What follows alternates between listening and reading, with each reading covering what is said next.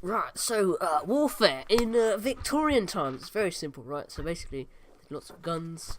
They didn't have didn't have that kind of stuff. They just kind of shot each other. There was the Civil War, which is basically some people in America thought that slavery was good. Some people in America thought slavery was bad. Victorians thought it was good because it was lots of business and stuff. They could sell slaves, and they could use the slaves to get goods from America, and they could bring the goods to UK, and then they could manufacture some tea with the goods, and then they could sell the tea because everybody likes tea. Everybody likes tea, right? And then the Opium War, which is basically the Opium War, right? So Britain has a lot of opium, and Chinese people like opium, right? Nobody knows why. Top 10 questions science cannot answer. But and the Chinese government doesn't like the Chinese people liking opium. So what happens is the British people, they try to get the Chinese addicted to opium, and they sell a lot of opium to the Chinese. But the Chinese government doesn't like that, so they ban opium, right? And Britain doesn't like that. They're like, hey, could you legalize opium, please? And the Chinese government was like, nah, man. So they kind of went to war over it, and that's the Opium War. There you go. So Britain was given. So in the end of the Opium War, Britain won, by the way. Britain got Hong Kong, which was nice. It's a nice place. You should go there. And then that was in 1842, by the way.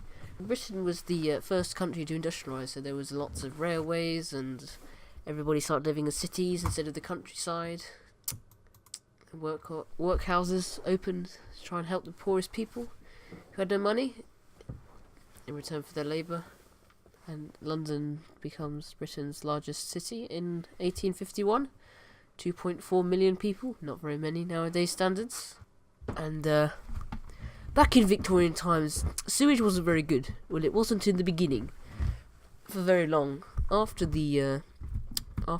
there was in 1854, you see, there was a cholera epidemic, which lots of people in Britain died, especially in cities. So that people wanted clean water, so they had proper sewage, which was a very good thing for especially for big cities like London.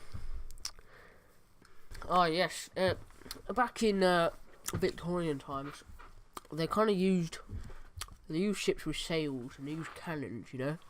That was back when the ship, what was it called, the man of war. Yeah, well they had lots of galleons and stuff, and because the British Empire was so widespread, they had lots of ships. People shot each other either with a cannon on a ship or with a gun, like a musket, with the pipe. You fire, and then it takes 2 minutes to clean the thing. Then you put another bullet in, and you fire again. That was kind of it, to be honest. Let's talk about how battles in Victorian times, just your average battle. What would happen, right? So it was the Napoleon, kind of Victorian times. He was a bit like the Hitler of Victorian times, basically. And you can kind of compare his battle strategy to Blitzkrieg in a way. Blitzkrieg's big thing was that they used the Air Force and the Navy in combination with the ground forces. They all kind of worked together and helped each other. And there was a very similar breakthrough in Napoleon's tactics. Basically, beforehand, the infantry would be doing their thing, the cavalry would be doing their thing, and the artillery would be doing their thing. But Napoleon brought about combined arms in the battle, so that infantry could request help from the cavalry, and the cavalry would mark locations for where the artillery would shoot and stuff. And they all worked together a lot more under Napoleon. Your standard battle would be both sides would have a lot of people holding muskets and some people with cannons, and then they'd also usually have some cavalry divisions. And then so the cavalry would would charge at the infantry, both sides. Maybe they'd try and do some kind of fancy flank or something if it was feeling spicy. And then the people with the muskets would shoot at the cavalry. And if there was enough cavalry, then they would reach the line of the enemy's infantry, and then they would lose their formation, because they always had very tight formations, so they wouldn't shoot each other in the back. And once they did that, then maybe the infantry could move up in what's called a bayonet charge, which is basically on the end of a musket you have a bayonet, which is just a big spike, to be honest. And the bayonet charge is when all the infantry kind of get in a line and then point their bayonets at the bad guys, and then they just start running. So then basically it was decided by who had more people. There wasn't really high ground. Actually, was a big thing.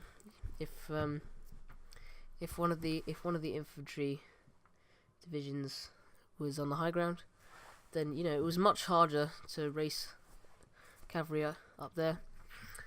And same with bayonet charges. Now that's a battle on a field, right? If there was a battle in a forest, then cavalry are basically useless, and it's more about being sneaky. So in a forest battle, normally they'd have special troops who had pistols instead of muskets, so they weren't as long, a bit lighter, and they would kind of be sneaking around in the forest. And it was actually, that kind of, the warfare in the forest was actually much more like nowadays fights in forest than the ones in the field are, in similar to ours.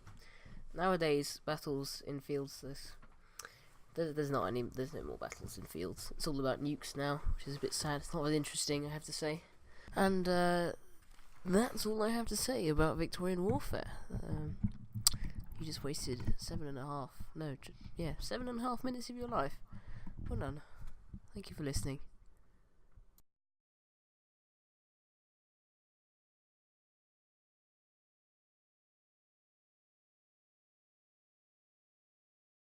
This is a recorded message. Thank you for listening.